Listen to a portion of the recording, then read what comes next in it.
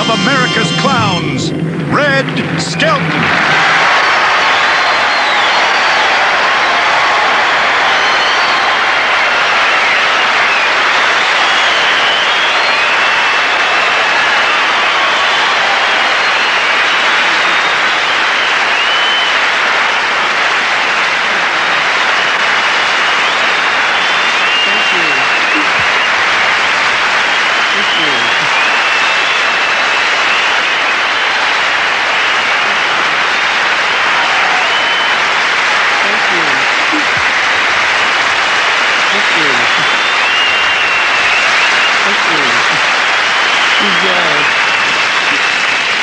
Well, you can't top that. Good night.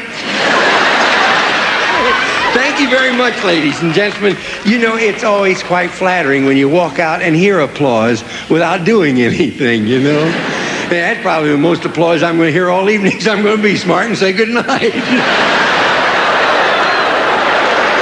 Actors are like that. They're always afraid that someone's not going to remember or recognize them. You know, like I was coming down the street this afternoon. There was a group of people there, and I didn't think anybody recognized me. And a voice yells, "Red Skelton's in the crowd!" And they all turned around and looked at me. I was so embarrassed. I was sorry I yelled.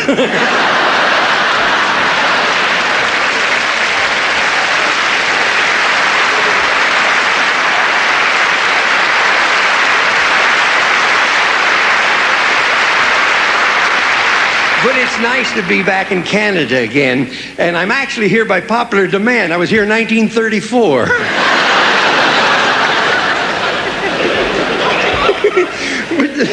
But I have a lot of fun everywhere I go. I make it sort of like a vacation. As a matter of fact, I said to my wife, "Would you like to go on a vacation?" She says, "No, our marriage is a vacation." Well, she didn't exactly say it that way. Said, "When I married you, you were my last resort." That's the way.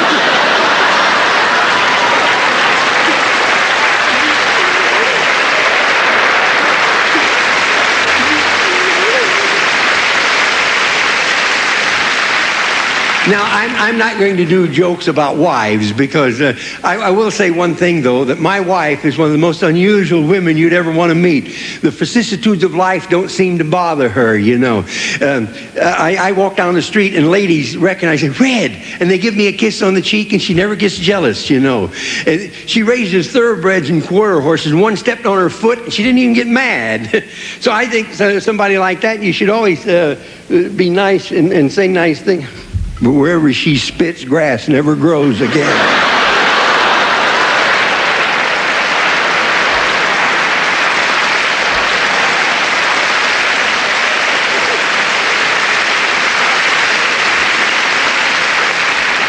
My wife's nice, though. She's really nice. She calls me Sweetie Pie, Honey Bun, and she can't remember my name. No, but I'm having a lot of fun here. Do I sound a little husky? Huh?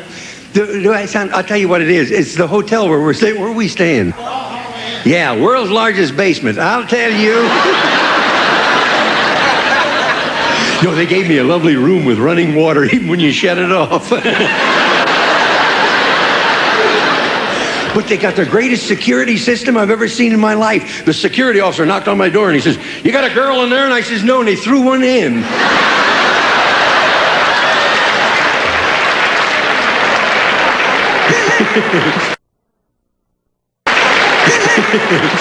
But the reason I get a little husky, the change of climate. I came from the desert up here, see, and last night it was so cold in my room, one twin bed got in with the other one.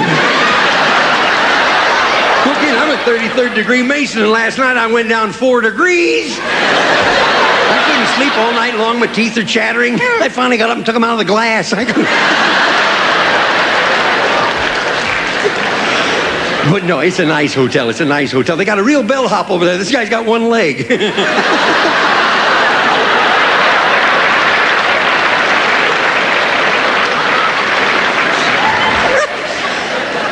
But you know, nutty things happen around hotels. Hey, you know, if you go to a hotel, you know what you can do? You can take a glass, a drinking glass, and you put it up against the wall. Yeah.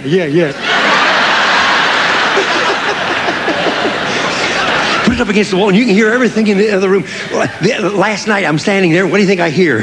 A guy on the other side with a glass.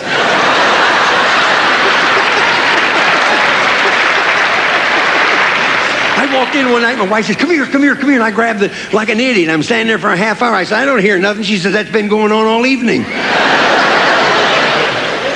But you know, silly things do happen around hotels.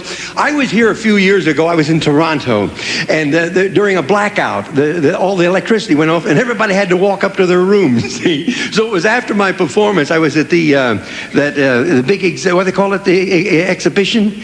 Yeah, is that it? The CNEI, whatever it is. Anyhow, I go into the hotel. Now, everybody has to walk up to the rooms. I start upstairs, and there's the first guy on the first flight of stairs, and he was so lit up you could read by him. No kidding. You brush against him, you get an alcohol rub. One of those. So I said to him, could I be of some assistance? He says, will you be so kind? He says, I live up on the 3rd floor, but I don't think I'm going to make it, you know. Well, I help him up 3 flights of stairs. I open the door, and I threw him in, walk downstairs. Here's another guy. He looked worse than the first one, see? So I said, where do you live? He says, I live up on the 3rd floor. Well, I threw him over my shoulder, and I pack him up 3 flights of stairs. I open the door, and I throw him in, walk downstairs. Here's another guy, but just as I got him on his feet, he started hollering, help, please, help. The security officer came and said, what's the matter? The guy says, what's the matter? This darn fool's been packing me up 3 flights of stairs and throwing me down the elevator shaft.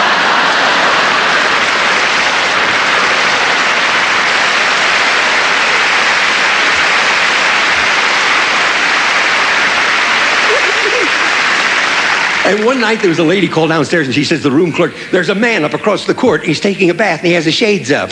So the security officer goes up, he says, well, lady, you can't see anything but the man's head. She says, is that so?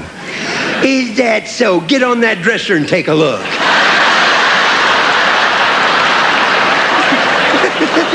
Would you bring me in a hat? Would you bring me my hat?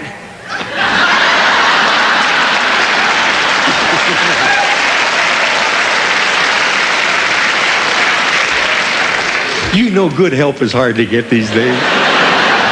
Okay, we got a maid that's been with us for 9 years, and I said to her the other day, I says, Maisie, I can write my name in the dust on the piano. She says, education's a wonderful thing, ain't it?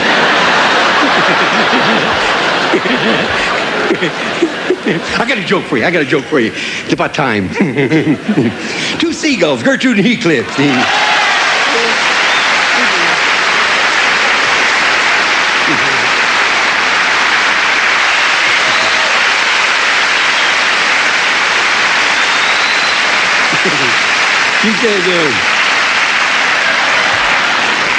He said, boy, I'm tired.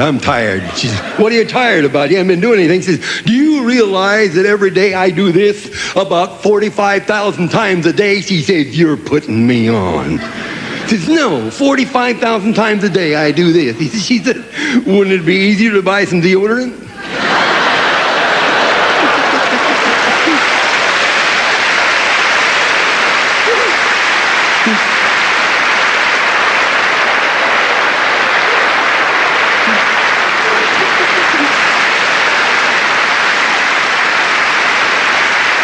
I got one for you.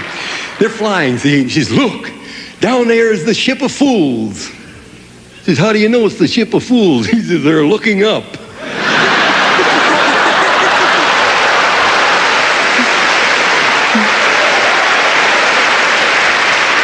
I got a joke. There's an elephant talking to a hippopotamus, and the elephant said, you know... The elephant said, you know, damn it.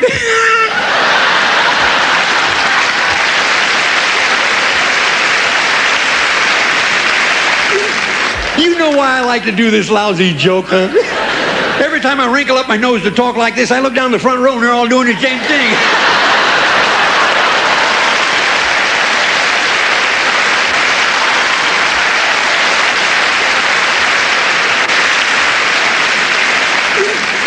The elephant, they said to the hippopotamus, he said, you know, there is nothing worse than a cold in the nose. And the hippopotamus said, you never had chapped lips, have you?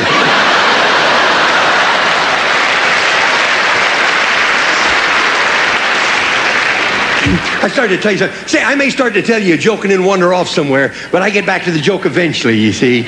At my age, your mind wanders. Not far. See, I found out a long time ago that I'm nutsy, but I admit it. See. I found out another thing, too. I may be nuts, but as long as I make money, they ain't going to lock me up. I know that.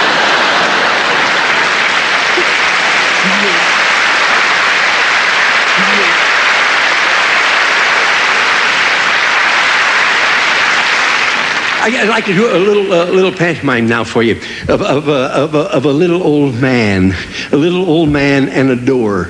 Little old man and the door.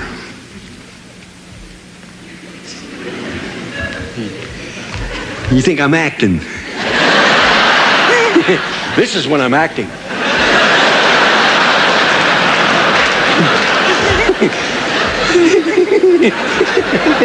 We got a nudger down here. You know what a nudger is? I tell a joke, she explains it to him, and he says, yeah. Little old man and a door.